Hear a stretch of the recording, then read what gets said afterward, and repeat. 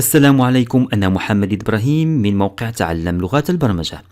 في هذا الدرس سنتطرق إلى العمليات الحسابية بلغة ال PHP. إذن على بركة الله نبدأ. سوف نقوم بإنشاء ملف جديد تحت اسم Operators. New file operators.php. Enter. نقوم بإنشاء التاج PHP. الآن سوف أقوم بإنشاء متغيران A B. E سوف نخزن فيه العدد 10 و B العدد 3. ما هي أول عملية يمكن القيام بها بالPHP؟ أول عملية هي الأديشن أو الجمع. نكتب echo A جمع B نقطة فاصلة، ثم نتجه إلى المتصفح لمعاينة الناتج. ما علينا إلا تغيير اسم الملف Operators. لاحظوا أن النتيجة هي 13، 10 زائد 3.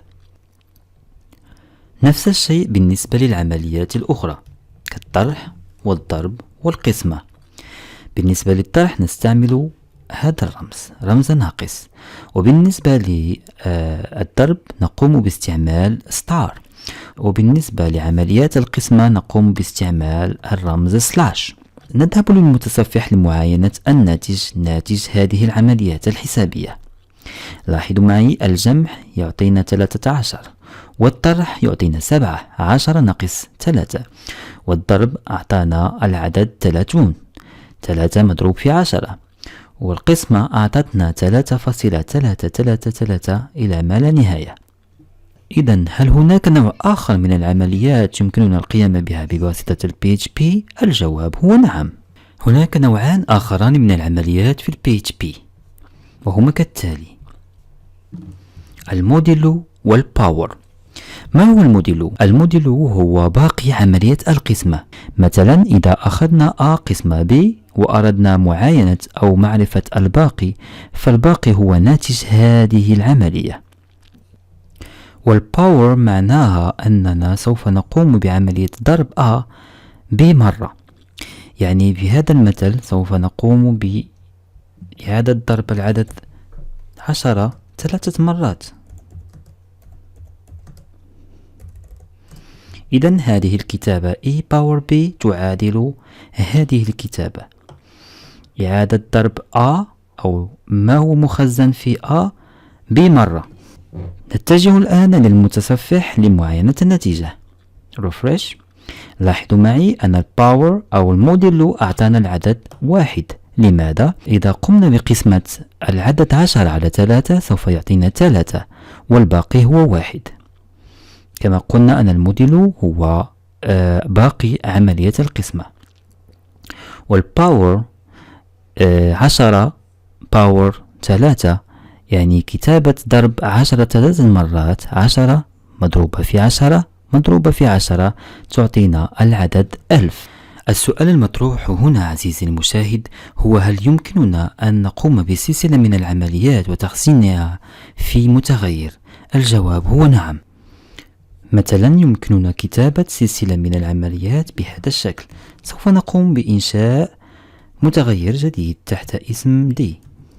مثلا نريد أن نقوم بهذه السلسلة: 40 زائد 5 ناقص 8 مضروبة في 10 زائد ما هو مخزن في المتغير B، نقطة فاصلة، ثم نطبع ما قمنا بكتابته على المتصفح باستعمال echo $D،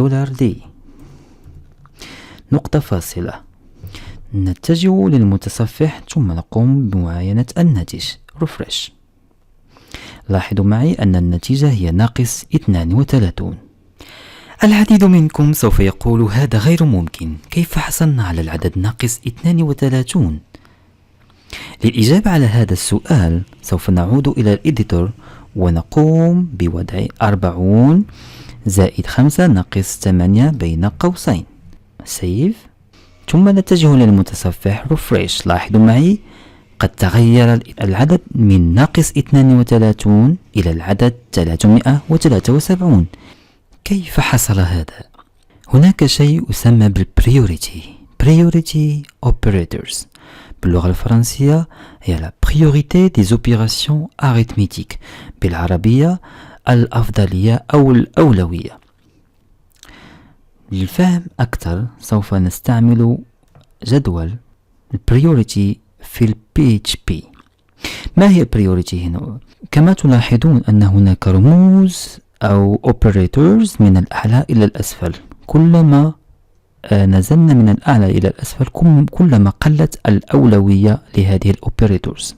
بمعنى إذا رجعنا إلى الكود سوف نقوم بإزالة القوسين. سنلاحظ أن هناك اوبريتورز الزائد، الناقص، والضرب.